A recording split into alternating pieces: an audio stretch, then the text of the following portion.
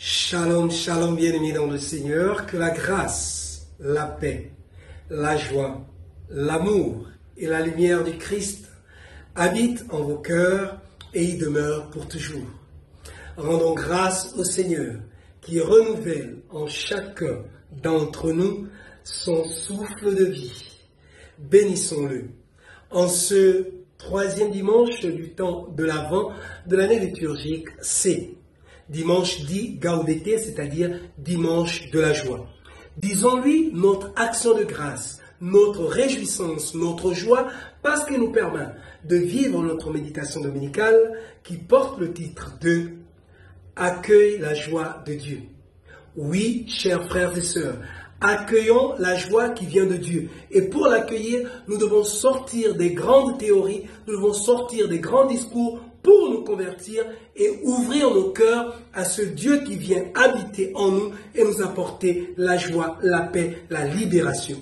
Oui, bien-aimés dans le Seigneur, en parcourant les textes ce dimanche, en l'occurrence la première lecture, tirée du livre du prophète Sophonie, nous nous rendons bien compte qu'il s'adresse à un peuple apeuré, à un peuple démoralisé. Et que dit-il à ce peuple? Soyez sans crainte. Pourquoi? Parce que Dieu vient habiter au milieu de vous. Dieu vient pour vous sauver. Il vient pour vous apporter la paix. Alors bondissez de joie, réjouissez-vous, soyez dans l'allégresse. Oui, et pour accueillir cette joie, cette allégresse, nous devons garder l'espérance, quelles que soient les épreuves, les difficultés, quel que soit le mal ou ce qui nous rend tristes, quel que soit ce par quoi nous passons, nous devons garder l'espérance d'accueillir cet amour qui nous conduira vers la paix, vers la libération. C'est ce vers quoi nous conduit Saint Paul dans la deuxième lecture.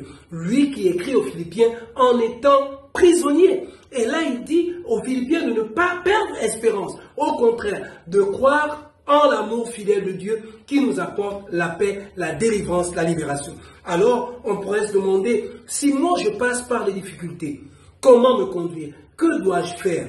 Jean-Baptiste, dans l'évangile de Luc, nous dit que nous devons vivre de la charité, nous devons vivre de la justice, nous devons penser à ceux qui sont dans le besoin, nous devons penser à ceux qui sont abandonnés à eux-mêmes. Alors oui, chers frères et sœurs, ouvrons nos cœurs à une conversion sincère et vraie. Demandons au Seigneur qui vient pour habiter en nous, de demeurer dans nos cœurs pour nous remplir de joie afin que nous soyons capables de partager cette joie au monde présent pour sa plus grande gloire et le salut de chacune de nos âmes.